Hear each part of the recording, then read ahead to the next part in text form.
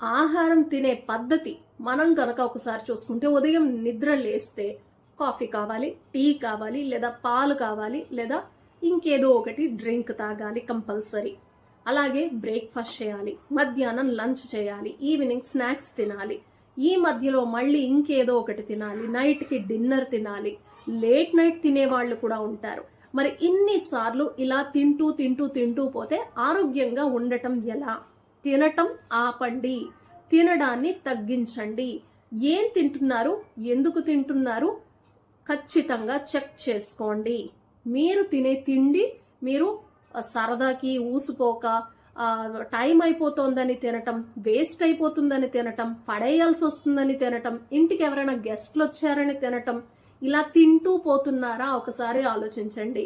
మళ్ళీ ఎగ్జాంపుల్ గా నేను పుష్ప సినిమాలోని ఒక సాంగ్ ని తీసుకుంటా. శ్రీలీల పాటని